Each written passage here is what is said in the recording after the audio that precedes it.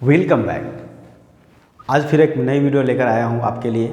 आज इस वीडियो में हम लोग पढ़ने वाले हैं एक नया चैप्टर ग्रेविटेशन। ये वीडियो वन शॉट होने वाला है। एक शॉट में हम लोग कंप्लीट पूरे चैप्टर कवर करेंगे। एनसीईआरटी के हर टॉपिक को हम लोग टच करेंगे, डिटेल्स में डिफिनीशन जानेंगे, डेरिवेशन देखेंगे, सारे टॉपिक्स हम लोग कवर करने वाले हैं इस वीडियो में। So without wasting any time चलिए शुरू करते हैं चैप्टर ग्रेविटेशन। सो ग्रेविटेशन का मतलब क्या होता है? आप लोग देख पा रहे हो, दिस इज द अर्थ, और हम लोग अर्थ के सरफेस पे क्या करते हैं? रहते हैं, इस सरफेस पे रहते हैं। इस अर्थ सरफेस पे कोई भी ऑब्जेक्ट को अगर ऊपर फेंका जाता है तो क्या होता है? वापस ये अर्थ की ओर खींचा चलाता है। कोई भी ऑब्जेक्ट को आप फेंकते हो ऊपर में तो क्या होता है? एक बॉल को आपने क्या किया, इसको यहाँ से फेंका, वापस बॉल क्या हो गया? अर्थ सरफेस पे आके गिर जाता है। क्या रीज़न है जिसके कारण क्या है? कोई भी ऑब्जेक्ट को, किसी चीज़ को हम ऊपर फेंकते हैं, एक स्टोन को ऊपर फेंकते, एक बॉल को ऊपर फेंकते, तो वापस वो अर्थ की ओर चला आता है। सो दिस इज ग्रेविटी। क्या होता है? Gravitational force. ये देख पा रहे हो, अर्थ के चारों तरफ क्या है? एक फोर्स लग रहा है। अर्थ क्या कर रहा है? किसी भी ऑब्जेक्ट पे एक फोर्स लगाता है, जिसको क्या बोलते हैं? Gravitational force. किसी ऑब्जेक्ट का मतलब क्या होता है? कोई भी मास, अर्थ भी एक बिगेस्ट मास है, और कोई भी ऑब्जेक्ट को वो फेंकते हो उसके पास भी मास है, तो क्या करता है? एक प्रॉपर्टी है, एक मास दूसरे मास को क्या करता है? अट्रैक्ट करता है अपनी तरफ। अब कौन किसको खींचेगा, किसके ऊपर डिपेंड करता है? जिसका मास ज़्यादा होगा, जो ताकतवर होगा, ऑब्वियसली वो अपनी ओर वीक वाले, कमज़ोर वाले को खींचता है। तो अर्थ एक बहुत बड़ा मास है, और उसको कोई भी एक बॉल हमने फेंका तो बॉल एक छोटी सी मास हो गई, ठीक है ना? तो उसको क्या करता है? वो अपनी ओर खींचता है।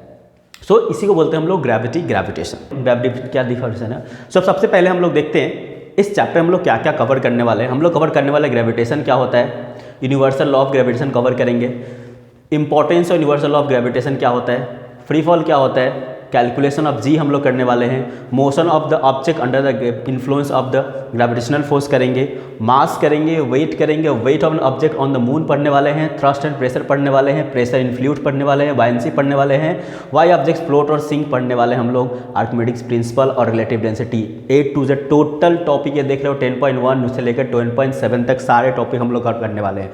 तो दो चैनल पर नए हो, चैनल को सब्सक्राइब कर लीजिए। वीडियो अगर अच्छी लगेगी तो लाइक कीजिएगा और अच्छा सा कमेंट कीजिएगा। चलिए शुरू करते हैं पहला टॉपिक, ग्रेविटेशन क्या होता है। What is gravitation? ग्रेविटेशन क्या है आपको पता है, समझ में आ गया कि ये एक फोर्स है, अट्रैक्टिव फोर्स है, दो ऑब्जेक्ट के बीच में लगता है। डिफिनेशन देखिए क्या लिखा हुआ है, देखिए। So every object in this universe attracts every other object with a certain force. So this force with which two object attract each other is called the gravitational force. तो जिस फोर्स के क्या करता है, कोई भी दो ऑब्जेक्ट एक दूसरे को क्या करता है? अट्रैक्ट करता है, उसको क्या बोलते हैं हम लोग? ग्रेविटेशनल फोर्स बोलते हैं। मान लिया यहाँ पे एक ऑब्जेक्ट है और यहाँ पे ऑब्जेक्ट है, तो क्या करेगा? ये इसको अट्रैक्ट करेगा अपनी ओर, ये इसको अट्रैक्ट करेगा अपनी ओर, ठीक है, विथ अप्लाइंग सम फोर्स। ये भी क्या लगाएगा? एक फोर्स लगाएगा, ये भी क्या लगाएगा? एक फोर्स लगाएगा, ठीक है। सो ये दूसरे को क्या करेगा? अपनी ओर अट्रैक्ट करने की कोशिश करेगा। This force of attraction is called the gravitational force. क्या होता है? ये दो ऑब्जेक्ट, दो मास के बीच में लगता है, जिसे बोलते हैं हम लोग ग्रेविटेशनल फोर्स या ग्रेविटेशन। चलिए नेक्स्ट टॉपिक हम लोग देखते हैं क्या होता है, यूनिवर्सल लॉ ऑफ ग्रेविटेशन। क्या बोलता है यूनिवर्सल लॉ ऑफ ग्रेविटेशन? ये क्या होता है? यूनिवर्सल लॉ ऑफ ग्रेविटेशन क्या होता है, देख समझिएगा। मान लीजिए एक मास हमने लिया यहाँ पे, ये क्या है? m1, एक ऑब्जेक्ट है उसका मास m1 है, और एक और ऑब्जेक्ट ले लिया उसका मास है m2। इन दोनों के बीच में सेंटर टू सेंटर डिस्टेंस क्या दिया हुआ? r दिया हुआ है।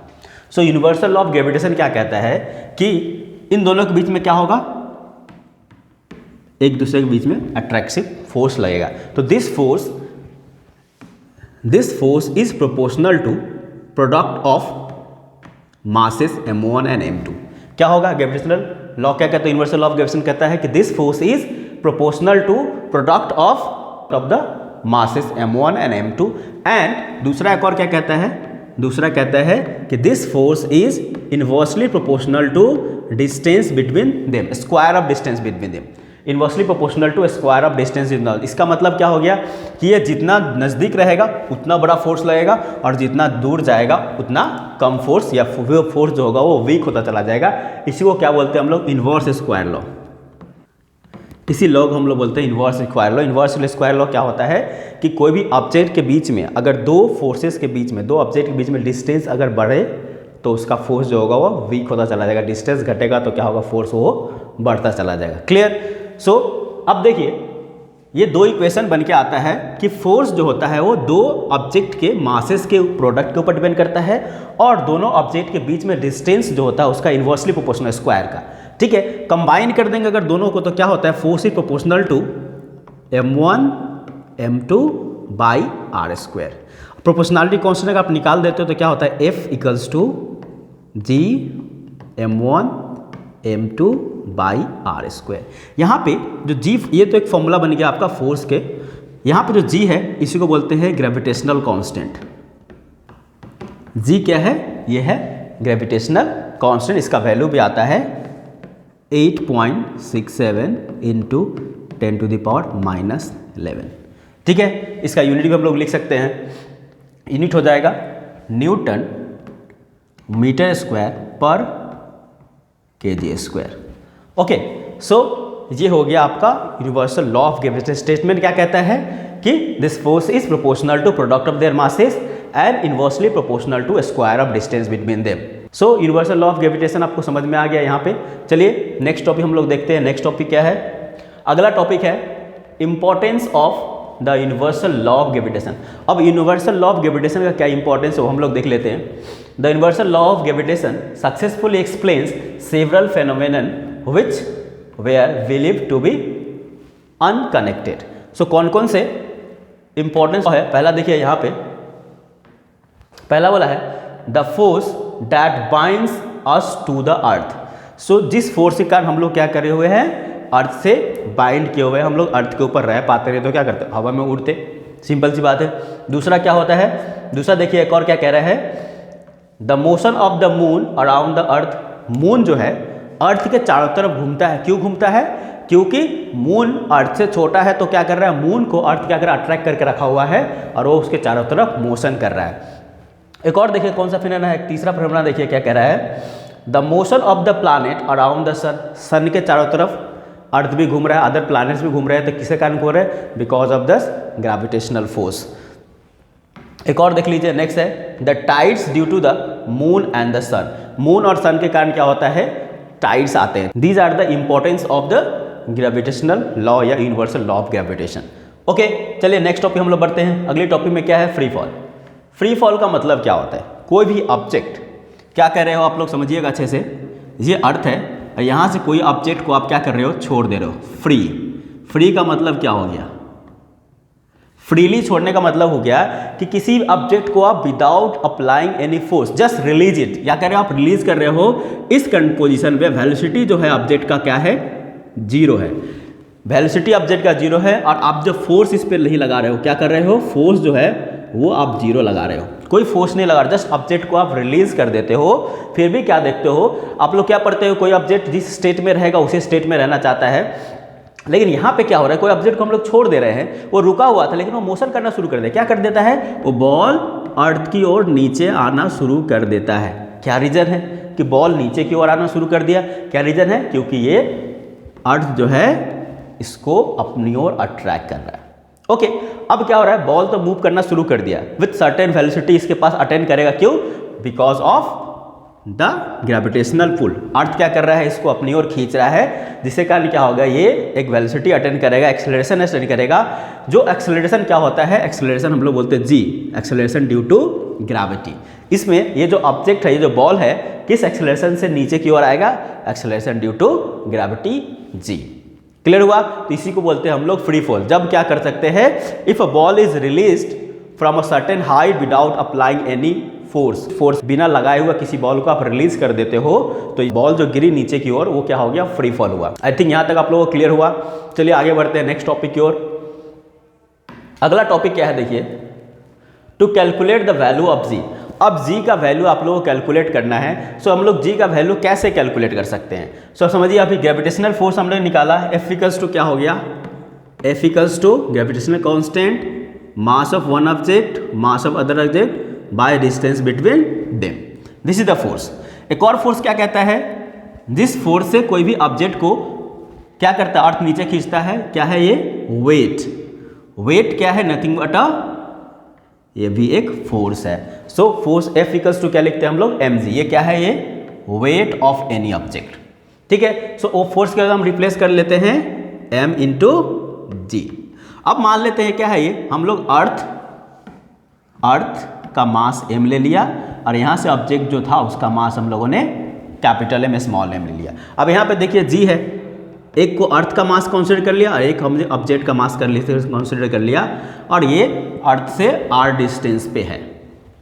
ठीक है, तो देखिए आप यहाँ पे क्या हो गया, m कैंसिल आउट हो गया, सो g इक्वल्स टू आ गया gravitational constant into mass of the earth divided by distance of the earth के सेंटर से ऑब्जेक्ट का डिस्टेंस कितना है। ठीक है, अब यहाँ पे हम लोग ग्रेविटेशनल कांस्टेंट वैल्यू पुट कर दे, अर्थ का मास अगर पुट कर दे और रेडियस ले ले। हम लोग अगर कंसीडर कर ले कि ऑब्जेक्ट जो है कहाँ पे है, वो अर्थ सरफेस पे है, तो रेडियस ऑफ अर्थ हम लोग 6400 किलोमीटर ले लेते हैं। उस तरह का उसको वैल्यू को अगर हम पुट करते हैं तो अप्रॉक्सिमेटली आपका वैल्यू आता है जी का, वो होता है 9.81 मीटर पर सेकेंड स्क्वायर। सो ये क्या हो गया, एक्सेलरेशन ड्यू टू ग्रेविटी, जी का वैल्यू आ गया। तो जी का वैल्यू कितना आ गया हमारा 9.81 metre per second square. So this is the value of g. हम लोग अप्रोक्सीमेटली 9.8 भी लेते हैं और कहीं कहीं पे हम लोग 10 भी लेते हैं न्यूमेरिकल में जब यूज़ करते हैं तो। ठीक है, यहाँ तक क्लियर आप लोगों का। तो चलिए आगे और बढ़ते हैं, नेक्स्ट टॉपिक हम लोग देखते हैं कि नेक्स्ट टॉपिक हमारा क्या है। अगला टॉपिक है motion of object under the influence of a gravitational force of the earth. अब कोई भी ऑब्जेक्ट जो मोशन करता है तो अर्थ के इन्फ्लुएंस में कैसे मोशन होता है समझिएगा। इक्वेशन ऑफ मोशन क्या है, v equals to u plus a t, दूसरा है s equals to u t plus half a t square, और तीसरा है v square equals to u square plus 2as। ठीक है, ये तीनों इक्वेशन हमारा इक्वेशन ऑफ मोशन है। और हम समझते हैं कि motion of the object under the influence of a gravitational force of the earth. अब देखिए अर्थ का किसी ऑब्जेक्ट के मोशन पे क्या इफेक्ट होता है, समझिएगा बात अच्छी तरह से। यहाँ पे अर्थ सरफेस पे जो ग्रेविटेशन जी होता है वो कितना होता है, हम लोग अर्थ सरफेस पे मानते हैं हम लोग जी। ठीक है, और क्या हो रहा है, हर सरफेस पे सभी जगह पे क्या है, जी है। कोई ऑब्जेक्ट क्या करता है, अर्थ सरफेस पे ही घूमता है, यहाँ से यहाँ मूव करेगा, दोनों जगह पे जी का वैल्यू कैसा है, सेम है। इसका मतलब क्या हो गया कि अगर कोई ऑब्जेक्ट अर्थ सरफेस पे मूव कर रहा है तो ग्रेविटेशनल फोर्स का कोई इफेक्ट नहीं होने वाला है। बात समझिएगा अच्छे से, यहाँ पे भी जी है, यहाँ पे भी जी है, जी में कोई चेंज नहीं आ रहा है, तो ये जो इक्वेशन ऑफ मोशन है वो अपने आप इसी तरह से रहेंगे, v equals to v plus a t. But अगर ये चेंज हो जाए, अर्थ सरफेस पे ऊपर चले जाए, यहाँ से आप अगर किसी ऑब्जेक्ट को नीचे की ओर धक्का देते हो या नीचे से ऊपर की, मतलब अर्थ सरफेस से ऊपर के मोशन की बात करते हो, तब एक्सेलरेशन जो है a हो जाएगा वो g में कन्वर्ट हो जाएगा। क्या हो जाएगा, a जो है वो g में कन्वर्ट हो जाएगा। तो वैल्यू जो आ जाएगा v इक्वल्स टू क्या आ जाएगा, u प्लस जी टी। अब देखिए अर्थ सरफेस से बाहर जाओगे तो क्या होगा, नेगेटिव, और अर्थ सरफेस की ओर आओगे तो क्या हो जाएगा, पॉजिटिव। तो जी का वैल्यू दो हो सकता है, एक पॉजिटिव हो सकता है और एक नेगेटिव होता है। डिपेंड करता है कि मोशन जो हो रहा है वो अवे फ्रॉम द अर्थ और टुवार्ड द अर्थ, उसके ऊपर डिपेंड करेगा। ठीक है, एस इक्वल्स टू क्या हो जाएगा, u t plus half g t square, और v square equals to u square plus 2gs। ये ध्यान दीजिएगा, g का वैल्यू प्लस और माइनस दोनों सभी जगह पे हो सकता है। मैंने अभी बता दिया कब प्लस होगा, जब आप अर्थ की ओर आ रहे हो, और कब माइनस होगा, जब आप अर्थ से दूर जा रहे हो तो दो वैल्यू होगा। सो अपने यहाँ पे जो हमारा टॉपिक था वो था motion of the object under the influence of a gravitational force. अगर कोई ऑब्जेक्ट अर्थ सरफेस से मोशन कर रहा है तो उस पर कोई इफेक्ट नहीं होने वाला है, बट अगर अर्थ सरफेस से ऊपर मोशन कर रहा है तो इफेक्ट होगा, ध्यान रखिएगा अच्छी तरह से। ओके, चलिए अगले टॉपिक पर बढ़ते हैं। नेक्स्ट टॉपिक देखते हैं क्या है हमारा। अगला टॉपिक है मास। पहला है मास एंड दूसरा है वेट। सो मास क्या होता है actually, mass nothing but a measure of the inertia, या बोल सकते हैं quantity of matter contain by any object. किसी ऑब्जेक्ट में कितना क्वांटिटी मैटर का है उसको क्या बोलते हैं हम लोग, मास बोलते हैं। जनरल डेफिनेशन हम लोग बोलते हैं कि मास of the object is the measure of its inertia. अब इनर्शिया क्या होता है इसे पहले वाले चैप्टर हम लोग पढ़ चुके हैं, उसको डिफाइन करने की जरूरत नहीं है। Whatever the weight, weight हम लोग किसको बोलेंगे, देखिए वेट क्या बोल रहा है, देखिए यहाँ पे the wait of an object is the force with which it attracts toward the earth.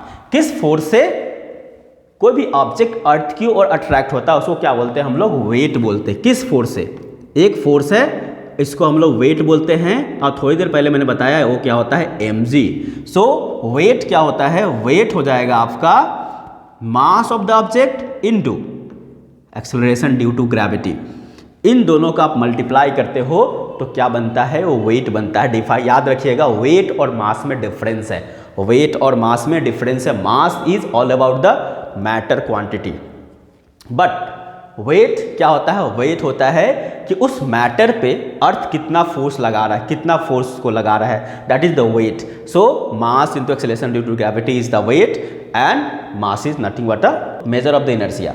Next topic देखिए क्या है, अगला टॉपिक है weight of an object on the moon.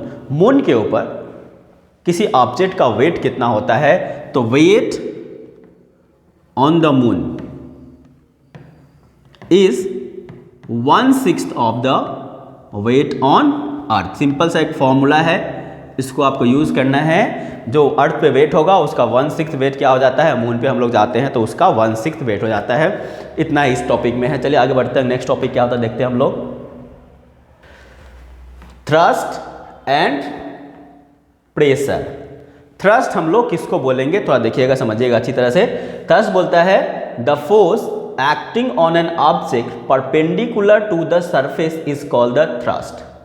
अगर किसी सरफेस पे, किसी भी सरफेस पे, मान लीजिए एक सरफेस है, इस पे अगर कोई फोर्स परपेंडिकुलर एक्ट हो रहा है, कोई फोर्स लगा रहा है परपेंडिकुलर, तो इसको क्या बोलेंगे हम लोग, थ्रस्ट बोलेंगे। The force acting on an object perpendicular to the surface is called the thrust. Whatever the pressure, pressure क्या होता है समझिएगा, pressure the thrust on unit area is called the pressure. Pressure क्या हो गया, thrust को अगर मैं दुखू एफ से, क्या करो, थ्रस्ट को अगर हम लोग एफ से इंडिकेट करते हैं, so force per unit area is pressure. So thrust per unit area is the pressure. Simple force per unit area बोल सकते हैं, this is the pressure. And thrust क्या होता है, force perpendicular to the surface. किसी surface पे अगर perpendicular force लगता है तो क्या बोल देते हैं उसको हम लोग थ्रस्ट बोलते हैं। क्लियर हो गया। चलिए नेक्स्ट टॉपिक और देखते हैं। अगली टॉपिक हमारा क्या है, देखिए प्रेशर इन फ्लूइड्स। अब हम समझते हैं कि प्रेशर जो बात किया, force per unit area, pressure in fluids में हम लोग देखते हैं, समझिएगा अच्छी तरह से। ये कंटेनर हम लोगों ने ले लिया, इस कंटेनर में कुछ लिक्विड फिल किया हुआ है, ठीक है। अब क्या हो रहा है देखिएगा, लिक्विड हमने फिल करके रखा है, इसमें हम लोग देखते हैं कि लिक्विड इधर ही फोर्स लगा रहा है, इधर भी फोर्स लगा रहा है, इधर भी फोर्स लगा रहा है, यहाँ पे भी लगा रहा है, यहाँ पे भी लगा रहा है, यहाँ भी लगा रहा है, यहाँ भी लगा रहा है। सो क्या देख रहे हैं, लिक्विड कंटेनर के वॉल्स पे और बॉटम्स पे क्या आ रहा है, चारों तरफ फोर्स लगा रहा है, that is the pressure in the liquid. अब फोर्स इनटू एरिया, देखिए अब एक ऐसा फोर्स लगा रहा है, परपेंडिकुलर फोर्स लगा रहा है और किसी सरफेस पे लगा रहा है, तो ये क्या हो गया, थ्रस्ट हो गया। और थ्रस्ट पर यूनिट एरिया क्या होता है, प्रेशर। दैट मीन्स व्हाट, कि लिक्विड भी क्या करता है, किसी भी ऑब्जेक्ट पे प्रेशर एग्जर्ट करता है, ठीक है, समझिएगा। देखिए so all the liquids and the gases are fluids, so as solid exerts pressure on the surface due to its weight. अब देखिए सॉलिड जो है वो क्यों प्रेशर एग्जर्ट करता है किसी भी ऑब्जेक्ट पे, किसी सरफेस पे, क्योंकि वो उसके वेट के कारण वो क्या करता है, प्रेशर एग्जर्ट करता है। और liquid and gases are fluids, so इसके पास भी क्या है, वेट है। Similarly we can say that fluids have weight and they also exert pressure on the base and the walls of the container in which they are enclose. जिसमें वो अंदर में रखा हुआ है, जिसके अंदर एनक्लोज किया हुआ है,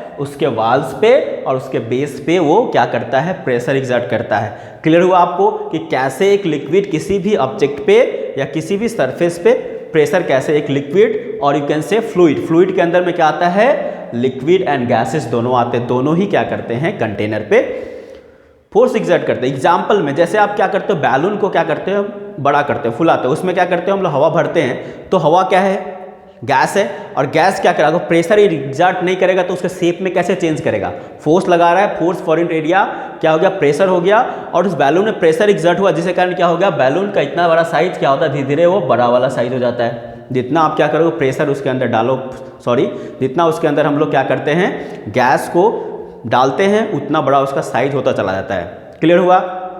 चलिए आगे बढ़ते हैं नेक्स्ट टॉपिक की ओर। अगला टॉपिक क्या है, बायंसी। बायंसी किसको बोलते हैं, देखिए the upward force exerted by the water on the object is known as the upthrust और द बाइंड फोर्स। अब देखिए किसी भी लिक्विड है, यहाँ पे क्या देखिए हम लोग देख रहे हैं कि लिक्विड बहुत सारा फिल किया हुआ है और हम लोग क्या करते हैं किसी ऑब्जेक्ट को लिक्विड में डालते हैं। एक ऑब्जेक्ट हमने क्या किया, यहाँ पे डाल दिया, हमने यहाँ पे डाला ऑब्जेक्ट, कोई ऑब्जेक्ट डाला और देख रहे हैं कि वो क्या कर रहा है, डूब नहीं रहा है। क्या कर रहा है, वो डूब नहीं हो रहा, सिंक नहीं कर रहा है। क्या रीजन है कि सिंक नहीं कर रहा है, इसका मतलब क्या कहता है कि कोई ना कोई यहाँ से एक फोर्स एक्ट कर रहा है जिसके कारण क्या हो रहा है, पानी में ऑब्जेक्ट है, सॉलिड ऑब्जेक्ट है लेकिन वो डूब नहीं रहा है। जो फोर्स इस ऑब्जेक्ट को डूबने नहीं दे रहा है इसी को क्या बोलते हैं, बाइंड फोर्स बोलते हैं। ध्यान दीजिएगा, the upthrust exerted by the liquid और water on the object, water के द्वारा इस ऑब्जेक्ट पे जो थ्रस्ट, अपथ्रस्ट क्या होता है, force perpendicular to the surface, that means ये फोर्स जो लगा रहा है यहां से इस सरफेस से परपेंडिकुलर जो फोर्स लग रहा है इसी को क्या बोलते हैं हम लोग, बाइंड फोर्स बोलते हैं। क्लियर हुआ? आई थिंक अच्छे से क्लियर हो गया होगा बाइंड फोर्स क्या होता है। तो देखिए all objects experiences a force of buoyancy when they are immersed in the fluid, किसी फ्लूइड में, दैट मीन्स ये गैस की बात भी कर रहा है और लिक्विड की बात कर रहा है। अगर किसी फ्लूइड में आप क्या करते हो, कोई भी ऑब्जेक्ट को इमर्स करते हो तो क्या होता है, वो बायंड फोर्स को एक्सपीरियंस करता है। क्लियर? अब देखिए व्हाई ऑब्जेक्ट्स फ्लोट और sink when placed on the surface of the water, किसी ऑब्जेक्ट को आप क्या करते हो, वाटर में डालते हो तो क्या करता है, कुछ ऑब्जेक्ट जो होते हो फ्लोट करते हैं, कुछ ऑब्जेक्ट क्या होता है, सिंक हो जाते, डूब जाते हो। जैसे प्लास्टिक वगैरह आप डालते हो, प्लास्टिक हो गया, पेपर पीस हो गया या लीव्स हो गए, सूखे पत्ते हो गए, तो उसको अगर डालते हो तो क्या करता है, फ्लोट करता रहता है। जैसे स्टोन या किसी भारी चीज़ को आप क्या करते हो, उसमें डालते हो तो क्या होता है, डूब जाता है। सो क्या रीज़न है कि कुछ ऑब्जेक्ट जो होते हैं वो क्या करते हैं, फ्लोट करते रहते हैं और कुछ ऑब्जेक्ट जो होते हैं वो क्या करते हैं, सिंक कर जाते हैं। देखिए एक एक करके समझते हैं किस पे डिपेंड करता है। पहला बोला है if the downward force acting by the object on the water is greater than the upthrust of the water. अब देखिए सिंपल से बोल रहा है कि अगर डाउनवर्ड फोर्स होगा, क्या कह रहा है, अगर फोर्स जो लग रहा है नीचे bye object, force by object और क्या अपथ्रस्ट, अपथ्रस्ट क्या लगाता है, फोर्स बाय वाटर। अगर बोल रहा है कि force by object is greater than force by water तो क्या होगा, ऑब्जेक्ट क्या करेगा, डूब जाएगा। ऊपर वाला ज़्यादा है, नीचे वाला कम है, दोनों बैलेंस होगा तो क्या करेगा, नहीं डूबेगा। तो यहाँ बोल रहा है कि अगर फोर्स जो ऑब्जेक्ट लगा, जैसे आपने स्टोन फेंका, स्टोन का जो वेट है और वाटर जो फोर्स लगा रहा है स्टोन के ऊपर, वो अगर ज़्यादा हो जाएगा तो क्या करेगा, स्टोन नहीं डूबता। लेकिन क्या होता है कि स्टोन का जो फोर्स लगता है वाटर के ऊपर और वाटर के द्वारा अपथ्रस्ट लगता है वो क्या होता है, कम होता है, जिसके कारण क्या हो जाता है, ऑब्जेक्ट डूब जाता है। कब नहीं डूबेगा, देखिए दूसरा कंडीशन बोला है if the downward force acting by the object on the water is less than the upthrust of the water. अगर क्या हो जाए, यही उल्टा हो जाए कि वाटर जो फोर्स लगा रहा है, force by water is greater than the force by object, force applied by the water is greater than the force applied by the object, then क्या होगा, ऑब्जेक्ट सिंक नहीं होगा, फ्लोट करता रहेगा, सरफेस पे तैरेगा। दूसरे तरीके से हम लोग समझते हैं। दूसरा तरीका क्या दिया हुआ है, देखिए समझिएगा अच्छी तरह से, अगर ये समझ में नहीं आया तो शायद ये समझ में आ जाएगा आपको।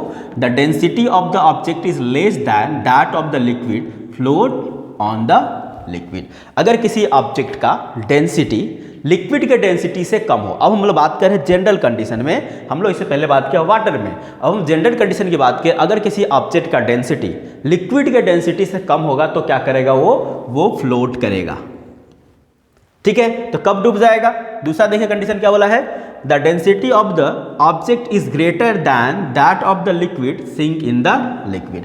अगर उसकी डेंसिटी ज़्यादा हो गई, सो डेंसिटी क्या होता है, mass for unit volume. So unit volume में उसका मास कितना है उसको डेंसिटी बोलते हैं। सो डेंसिटी क्या हो जाएगा, मास पर यूनिट वॉल्यूम। समझ रहे आप। तो अगर डेंसिटी अगर किसी ऑब्जेक्ट का उस लिक्विड के डेंसिटी से ज़्यादा है तो सिंपली क्या करेगा, वो सिंक कर जाएगा, डूब जाएगा। आई थिंक समझ में आ रहा होगा। इन केस ऑफ वाटर मैंने बता दिया, और in case of general liquid, liquid term में रहेगा तो आप लोग क्या यूज़ कर लीजिएगा, आप लोग यूज़ कर लीजिएगा डेंसिटी का टर्म यूज़ कर लीजिएगा, समझ में आ जाएगा। सो कौन ऑब्जेक्ट फ्लोट नहीं करेगा और कौन सा ऑब्जेक्ट नहीं डूबेगा।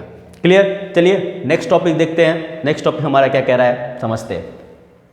आर्किमेडीज प्रिंसिपल कहता है, आर्किमेडीज प्रिंसिपल क्या कहता है कि किसी ऑब्जेक्ट को अगर पानी में डुबोते हो, क्या कर रहे हो, किसी ऑब्जेक्ट को अगर पानी में डुबोते हो तो ऑब्जेक्ट क्या करता है, अपने वेट के बराबर पानी को डिस्प्लेस करता है। क्या करता है, अपने जितना उसका वेट है उसके वेट के बराबर क्या करता है, वो पानी को, वाटर को, उस लिक्विड को डिस्प्लेस कर देता है। स्टेटमेंट देख लेते हैं। देखिए स्टेटमेंट क्या कह रहा है, when a body is immersed fully or partially in a fluid, it experiences an upward force that is equal to the weight of the fluid displaced by it. So कह रहा है जो वाटर डिस्प्लेस हुआ उस water का जो wait होगा उतना ही अपथ्रस्ट क्या करता है, ऑब्जेक्ट पे कोई लिक्विड लगा। ध्यान से समझिएगा। When a body is immersed fully or partially in a fluid, it experiences an upward force. This force is equal to the weight of the fluid displaced by it. तो ये force कितना होता है, तो ये फोर्स होता है, उतना फोर्स होता है जितना कि एक लिक्विड डिस्प्लेस होता है उस ऑब्जेक्ट के द्वारा। यहाँ पे समझिए, यहाँ पे देखिएगा अच्छी तरह से, डायग्राम देख लीजिए। यहाँ पे क्या कह रहा है, देखिए एक ऑब्जेक्ट है, ठीक है, यहाँ पे रीडिंग पे 4 न्यूटन का फोर्स इस वेट दिख रहा है इसका। यहाँ पे देखिए लिक्विड फिल है, यहाँ पे हम लोग क्या कर रहे हैं, एक वेइंग मशीन लगा दिया है, यहाँ पे एक कंटेनर डाल दिया है। जैसे इस ऑब्जेक्ट को हम लोग क्या कर रहे हैं, इस लिक्विड में इमर्ज कर रहे हैं। देखिए यहाँ पे हमने इस ऑब्जेक्ट को लिक्विड में इमर्ज कर दिया, सो क्या होगा, लिक्विड यहाँ से फ्लो होकर के यहाँ पे आ गया। कितना आया, 3 न्यूटन लिक्विड आ गया। देखिए यहाँ पे अभी भी रीडिंग 1 न्यूटन का है, सो 3 + 1 कितना हो गया, 4 न्यूटन। सो ये डायग्राम से क्या समझ रहे हैं कि कितना फोर्स एग्जर्ट कर रहा है लिक्विड इस ऑब्जेक्ट पे, उतना ही जितना कि यहाँ से एक लिक्विड, जितना उस लिक्विड का वेट है जो डिस्प्लेस हुआ इस ऑब्जेक्ट के द्वारा। That is the Archimedic principle. Clear हुआ। चलिए आगे बढ़ते हैं। नेक्स्ट टॉपिक हमारा क्या है, लास्ट टॉपिक है इस चैप्टर का, रिलेटिव डेंसिटी। सो इससे पहले जो चैनल पर नए हो चैनल को सब्सक्राइब कर लीजिएगा, वीडियो अच्छी लगी। इसी तरह से फास्ट रिवीजन के लिए आपको अगर वीडियो चाहिए तो चैनल को सब्सक्राइब कीजिए, वीडियो अच्छी लगी तो लाइक कीजिए और एक अच्छा सा कमेंट कीजिए। नेक्स्ट चैप्टर कौन सा चाहिए बताइए, हम लोग जरूर लेकर के आएंगे। चलिए लास्ट टॉपिक हम लोग देख लेते हैं, रिलेटिव डेंसिटी किसको बोलते हैं। सिंपली रिलेटिव डेंसिटी हमारा क्या होता है, देखिए समझिए अच्छी तरह से।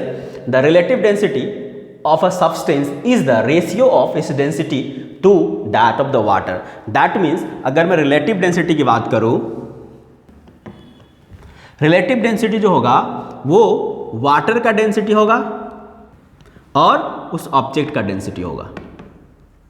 सो किसी ऑब्जेक्ट का डेंसिटी को अगर आप वाटर के डेंसिटी से डिवाइड कर देते हो तो जो डेंसिटी है उसी को क्या बोलते हैं हम लोग, रिलेटिव डेंसिटी बोलते हैं। सो ये इस टॉपिक का लास्ट, ये रिलेटिव डेंसिटी हम लोग बोलते हैं। सो ये इस चैप्टर का लास्ट टॉपिक था। इसके बाद कुछ नहीं है, हर एक टॉपिक को मैंने आपको पढ़ा दिया, जस्ट 30 to 40 मिनट्स का हर एक टॉपिक को मैंने आपको पढ़ा दिया। तो चलिए इस वीडियो में इतना ही, ऐसे ही पढ़ते रहिए और बढ़ते रहिए। मिलते हैं आपसे नेक्स्ट वीडियो में, तब तक थैंक यू, जय हिंद।